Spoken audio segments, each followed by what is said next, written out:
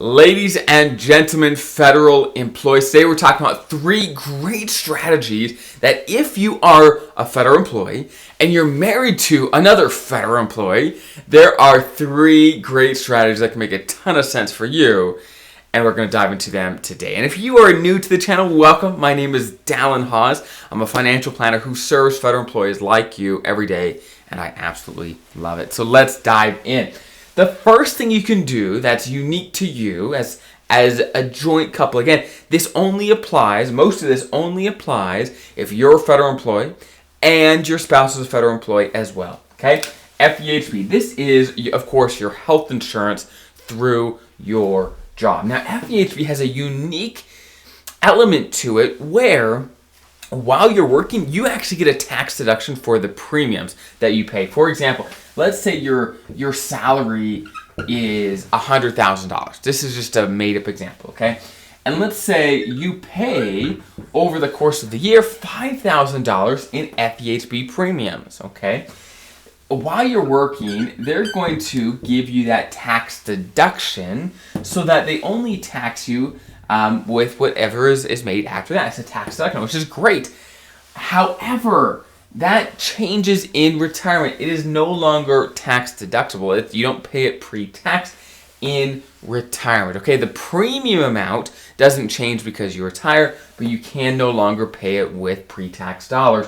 So what that means is if you, again, are a federal employee who are eligible for FEHB and your spouses as well, if you are retiring at the exact same time, well, there's nothing you can do, okay? But if one of you is going to be working longer than the other person, then the person working longer should be the one to carry the FEHB, either with a Self+1 plan or family plan. They should carry it so you guys can continue getting the tax deduction. Because if the retiree is carrying a Self+1 or family plan to cover both of you, then you guys do not get the tax deduction again. But if one is still working, if one of you is still working, then that person, generally speaking, should carry the FEHB, save you guys some money. Okay, next, Social Security. Social Security. Now, this strategy doesn't just apply to federal couples. It could apply to more couples than that, but this can make a ton of sense for federal couples as well.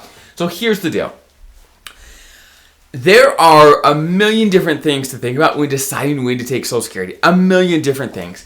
But this next strategy I'm gonna tell you about is a very common one that can make a ton of sense for tons of couples, okay? And this is how it works. Generally speaking, there's one spouse that is the higher earner and one spouse that is the lower earner. That over the course of their career, one spouse made a lot more than the other spouse, okay? Let's say this is the higher earner here, okay? And this is the lower earner, okay? Higher, lower. So, long story short, a fantastic strategy for Social Security on taking benefits is this. It's the lower earner to take benefits right away, okay? If you retire before 62, that would be right at 62, or if you retire after 62, whenever you retire, right in there, the lower earner to take it right away. And I'll explain why in just a second. The higher earner to delay. Now, it doesn't always make sense for the higher earner to delay all the way till 70, but at least delay a good way, okay? And let me explain why this is so powerful, okay? Let's say the lower earner's benefit is, I'm just going to make this up, let's say it is $1,800, okay? Their benefit is $1,800 if they start at 62, let's say, okay? Let's say the higher earner's benefit is $4,500 if they start at 70, okay? Again, for delaying, your benefit gets a lot bigger, so this person's benefit would get a lot bigger by delaying, okay? So again, $1,800, $4,500. So, what's the benefit of the lower earner taking their benefit ASAP, right at 62? Well, while their benefit does get a reduction per se, this couple as a unit starts getting the $1,800 in ASAP. They get it. They're able to start that early, get money in the door. They don't have to take as much from TSP during that time, which is a great benefit. Okay, but this is what happens. This is why generally speaking, it's very nice to have one spouse delay, and this is why. If one spouse passes away, which one of these spouses will pass away, it's just a matter of when, what happens to these two benefits? So let's do an example. Let's say the higher earner spouse, let's say they pass away. Okay, what happens? Well, what happens is whatever benefit is bigger is the one that's going to be inherited by the surviving spouse. So if spouse one, the higher earning spouse, passes away, that higher benefit gets transferred down to the lower earner. Now, the lower earner can't get both of the benefits at the same time. Their own would drop off and they'd inherit the bigger one from the higher earner.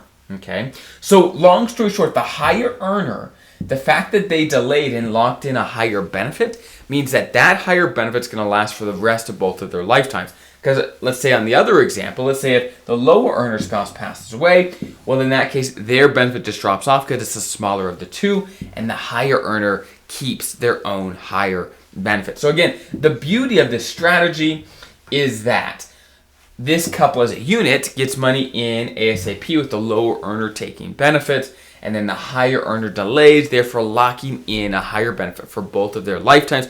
This strategy can make a ton of sense. Again, there may be reasons in your situation where this doesn't make sense, but again, this comes up a ton for me, where this is a fantastic strategy for many, many federal couples. Okay? Next, the third strategy that you can use as federal couples has to do with survivor benefits. Okay? Survivor benefits. And when I say survivor benefits, I'm talking about on your FERS pension, your FERS pension. So as you know, as a federal employee, you're going to work a long career and then you're going to get a pension at the end of it. However, that pension, if you do nothing, will only last your own lifetime, okay? You have to elect survivor benefits, which basically says, hey, you are okay with a reduction to your pension while you're both alive, so that if you pass away, your spouse can inherit some of your pension. That's how it works in a nutshell. Long story short, there's two sides of the survivor benefit. If you need your spouse to stay on your health insurance, your FEHB, okay, if that's a big part of them, if they are reliant, let's say your spouse wasn't a Fed and they are on your FEHB, they're reliant on your FEHB, then you would have to elect a survivor benefit, at least some type of survivor benefit on your pension, so that if you passed away, they'd continue getting a piece of your pension and therefore be able to stay on your health insurance as well. Okay? So that's the first part of survivor benefits, why a lot of people elect it. And of course, the obvious other side is leaving your spouse more income. Okay? So there's the two reasons people leave survivor benefits is to allow their spouse to continue their health insurance and to leave income, right? There's two sides. So, as a federal couple, if you and your spouse have retired from the government and you both have pensions and you're both already eligible for FEHB on your own working history, then you may not need to elect survivor benefits for FEHB because your spouse may be eligible on their own. So they may not be reliant on your FEHB. So that may not be a reason why you should elect survivor benefits. And your spouse may have their own TSP, their own pension. They may not be reliant on your income either, right? So what I've seen is whenever there's two federal couple or two people that are federal employees that are married, the odds that they're taking survivor benefits does go down.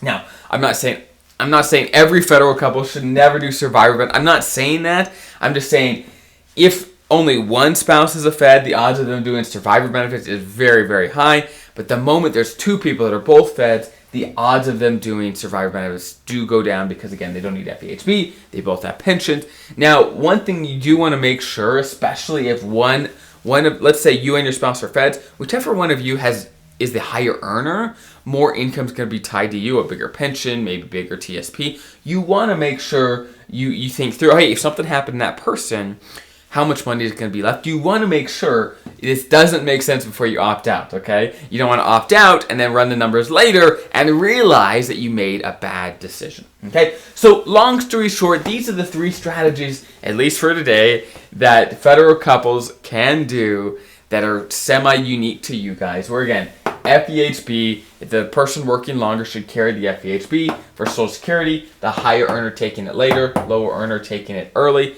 Again, I've got whole videos on Social Security, so you can check out more strategies when it comes to that. And then survivor benefits, deciding who should take it, who shouldn't. As a federal couple, the odds of you needing survivor benefits does go down. Not saying you shouldn't have it, but again, just run the numbers. And if you don't need survivor benefits, it's like life insurance. Don't elect it unless you need it. Okay, so I hope that's helpful. If you want help with this stuff in your situation, check out the description. There's tons of helpful resources there so that you can retire comfortable and confident. I'll see you guys next time.